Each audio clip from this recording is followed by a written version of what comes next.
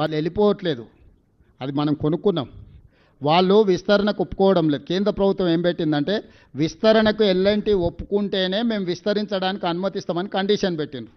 లేదంటే వీళ్ళిద్దరూ ఒక ఒప్పందానికి వచ్చి ఇప్పుడు ఉన్నది మేము నడుపుతాం, మిగతా కట్టేది మేము ఇద్దరం కలిసి సమన్వయం చేసుకొని నడుపుకుంటామని ఒప్పంద పత్రం తీసుకురామన్నారు.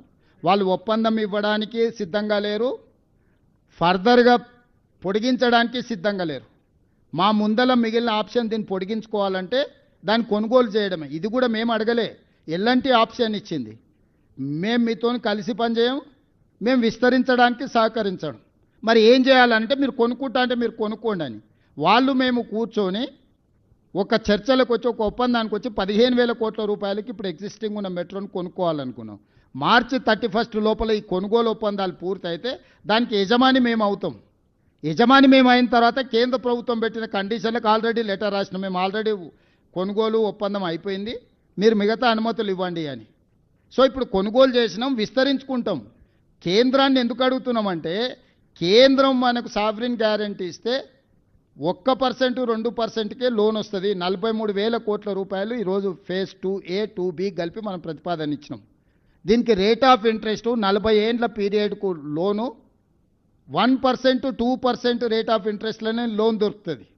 కేసీఆర్ 11.5% అప్పులు తెచ్చిండు. నేను రాష్ట్రం యొక్క ఖజానాను కాపాడాలని కేంద్ర ప్రభుత్వం వెనకాల పదే పడుతుంది. కేంద్ర ప్రభుత్వం కలిసి రాకపోయినా సొంత పైసలుంటే మనం మెట్రో కట్టుకోవచ్చు, అది చివరి ఆప్షన్. నేను బ్యాంకులకు వెళ్తే లోన్ వస్తుంది, 8-9% పడుతుంది రేట్ ఆఫ్ ఇంట్రెస్ట్. దాంతో ప్రయాణికుల మీద భారం పడుతుంది, రాష్ట్రం మీద భారం పడుతుంది. కాబట్టి ఆ భారాన్ని తగ్గించి ఇంటర్నేషనల్ బ్యాంక్స్ నుంచి, జైకా లాంటి సంస్థల నుంచి, వరల్డ్ బ్యాంక్ లాంటి సంస్థల నుంచి తెచ్చుకుంటే మెట్రో అర్బన్ ఇన్ఫ్రాస్ట్రక్చర్కి 2% ప్రయాణం రేట్ ఆఫ్ ఇంట్రెస్ట్లో లోన్ రావడానికి ఉంది. దాంతో భారం తక్కువ ఉంటుంది 40 సంవత్సరాలకు.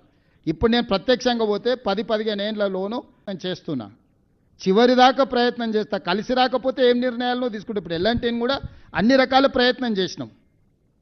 వాళ్ళు మేము అమ్మేసుకొని వెళ్తామన్నాం, ఇద్దరం కూర్చున్నాం, మాట్లాడుకున్నాం, ఒక రేటుకు ఒప్పందానికి వచ్చినాం. ఇవాళ పర్ కిలోమీటర్ కట్టడానికి 320 నుంచి 350 crores పర్ కిలోమీటర్ మెట్రో కట్టడానికి అవుతుంది ఖర్చు. ఇప్పుడు 72 కిలోమీటర్లు ఉంది ఇప్పుడు కట్టిన మెట్రో.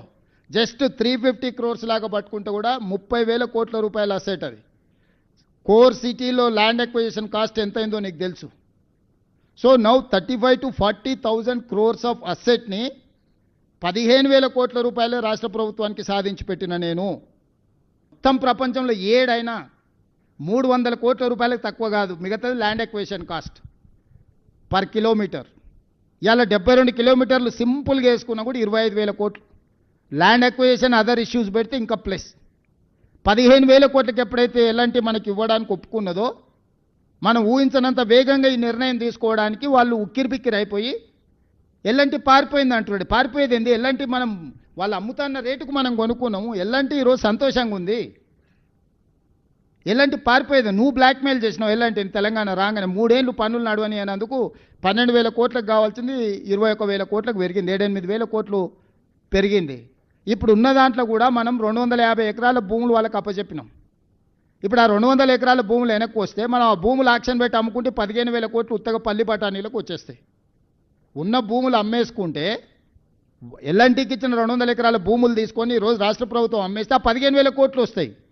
అంటే జీరో వాల్యూ మీద నేను ఈ రాష్ట్రానికి ఒక 25-30 కోట్ల రూపాయల ఆస్తిని నేను తీసుకొచ్చి పెడితే అభినందించకపోతే కాళ్ళలో కట్టబెట్టేది ఏందా ఇది? పిచ్చి వ్యవహారాలు కాకపోతే.